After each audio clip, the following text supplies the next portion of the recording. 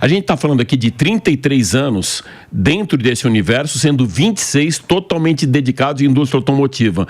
Como você vê desse marco de 26 anos atrás até hoje, quais as principais mudanças você viu no setor, Nelson?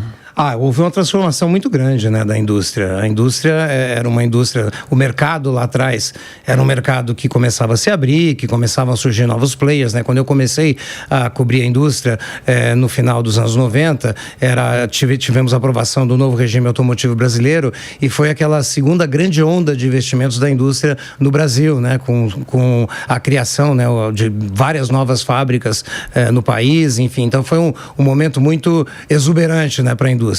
E vindo para cá, quer dizer, você teve novos ciclos de investimento e mais recentemente toda essa transformação da indústria, né, que se tornou uma indústria de alta tecnologia, todos os investimentos na eletrificação, nos projetos de descarbonização, enfim, a indústria hoje é uma indústria bastante diferente do que era no passado. Nelson, o meu primeiro evento, na verdade, dentro da indústria automotiva foi em 2003 e eu passei por uma mudança, por uma disruptura muito grande que veio naquela época do Lehman Brothers. Até a gente estava junto no Salão do Automóvel, quando o mercado tinha um tamanho aqui no Brasil de 3,7 milhões de carros e hoje 2,4, uma queda muito grande aí, que afetou muito a indústria, vendas e tal. Você vê essa queda que teve impacto muito grande, ou seja, no comportamento de compra, nas pessoas, ou são momentos diferentes, que não dá para avaliar que a indústria hoje não está em alta pelos números? Porque é muito diferente, né? Você ter uma capacidade produtiva de 5 milhões e produzir 3,7 e hoje menos da metade. Como que você vê esse cenário dos números?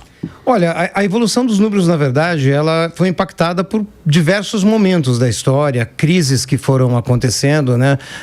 Depois daquela crise, da grande crise, né, que você comentou, né, do subprime, do Lehman Brothers, a gente teve mais recentemente, 2014, 2015, uma outra grande crise econômica no Brasil que impactou muito a indústria e mais recentemente a pandemia, né, que aí foi um impacto global. Então, são momentos de crise distintos e muito importantes, né, que tiveram grandes impactos na indústria. Então, quer dizer, o mercado acabou, de certa forma, sendo restringido, né, ou constrangido em função dessas crises, mas a evolução tecnológica não parou, né? A indústria continuou se modernizando, evoluindo, e hoje você tem uma indústria que as montadoras praticamente são tech companies, né? O carro hoje é um exemplo de alta tecnologia embarcada. Você fala de tech companies, eu vou trazer então para esse cenário as green techs, né, que é um termo muito utilizado até por essa invasão chinesa que a gente teve aqui no Brasil.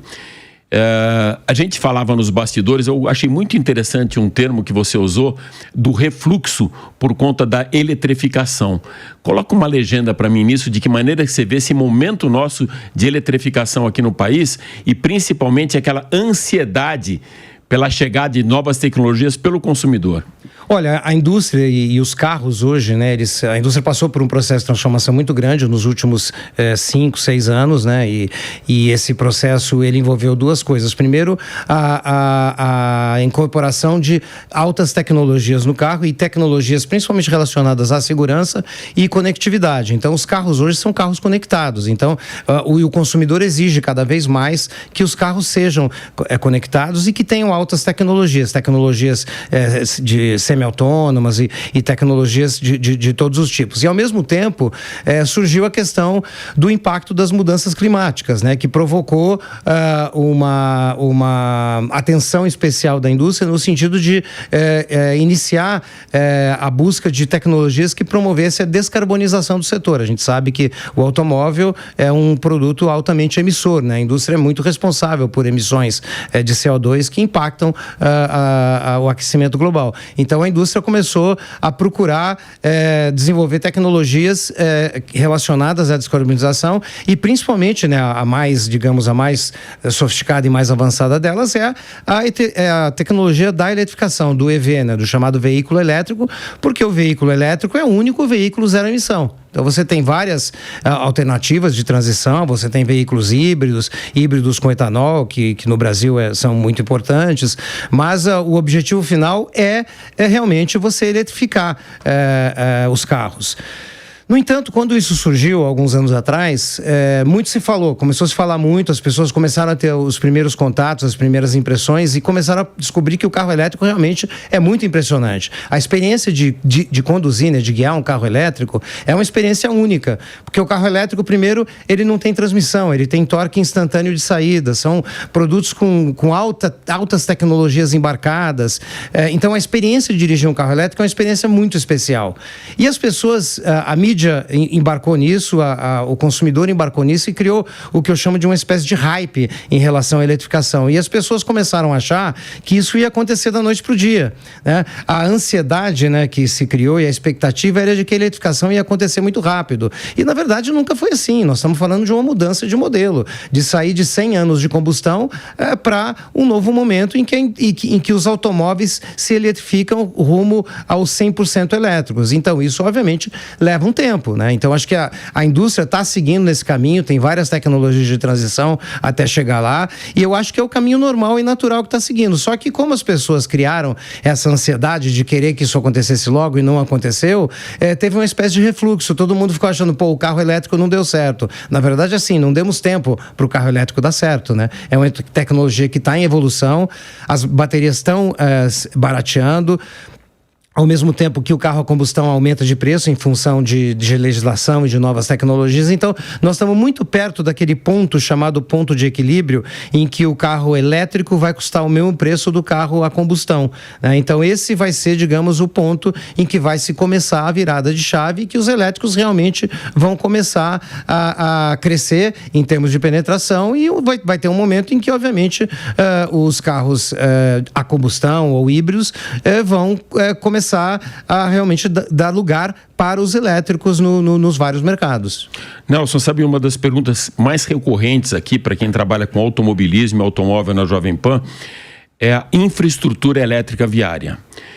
Você acha que esse tsunami de carros elétricos que chegou com tecnologia, com preços mais democráticos, ele avançou uma barreira muito tênue entre a chegada dos carros e a chegada da infraestrutura, ou seja, pelo que a gente vê nas ruas, nas estradas, ainda não tem uma infraestrutura elétrica viária acompanhando a chegada dos carros. Esses carros chegaram em grande quantidade, a percepção de mercado do Brasil foi um crescimento muito grande, né, de ano para ano, mas não está acompanhando. O que a gente precisa para conseguir, você que esteve na indústria há muito tempo e já passou por isso também, você acompanhar e ter na mesma velocidade a infraestrutura da nova tecnologia?